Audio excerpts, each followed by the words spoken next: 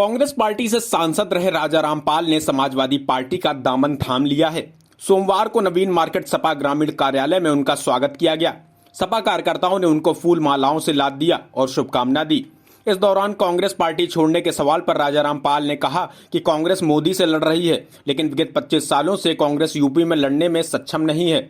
कांग्रेस कभी बसपा से और कभी सपा से गठबंधन करके यूपी में ताकत पाने का काम कर रही है। ऐसे में जब वो सपा और बसपा से ताकत लेकर अपने लोगों को देने की कोशिश कर रही है, जब यूपी में कांग्रेस खड़ी नहीं हो पा रही है, तो ऐसे में कांग्रेस पार्टी को छोड़कर सपा का दामन मजबूरी में थामना पड़ा है।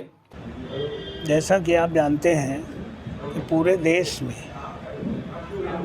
कांग्रेस मोदी से लड़ रही है, गांधी परिवार लड़ रहा है, लेकिन विगत 32 सालों से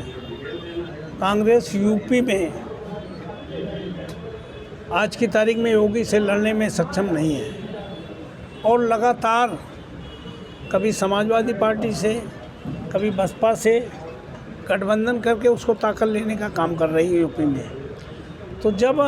सपा से बसपा से ताकत ले करके अपने लोगों को देने का काम कर रही है, ऐसे में हमने उचित समझा कि जब यूपी में कांग्रेस खड़ी नहीं हो पा रही है और अब हमारी महासचिव जी ने कहा है कि मेरा टारगेट 22 है ही नहीं 24 है, तो योगी के रथ को रोकने के लिए उत्तर प्रदेश में समाजवादी पार्टी की सरकार बनाने के लिए समाजवादी पार्टी के राष्ट्रीय अध्यक्ष माननीय अखिलेश यादव जी को ताकत देने के लिए हमने ये जरूरी और उपयुक्त समय समझा कि लोकतंत्र को बचाने के लिए, संविधान को बचाने के लिए, बहुत बड़े बहुजन समाज के हितों की सुरक्षा के लिए हमें इस समय जो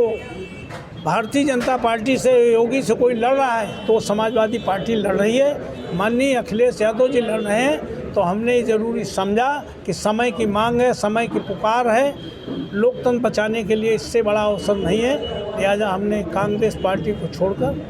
समाजवादी पार्टी का दामन थामने का काम किया। जिस समय आप सांसद रहे उसमें पार्टी बहुत मजबूत थी, ऐसी क्या वजह रही कि पार्टी कमज़ोर हुई और दूसरों का सहारा लेना पड़ा उनको? कांग्रेस खड़ी नहीं होना चाहती यूपी में। कांग्रेस 25-30 साल से, जब से मैं 13 साल से हूँ, कांग्रेस को भगवान भरोसे यूपी में छोड़ रखा है।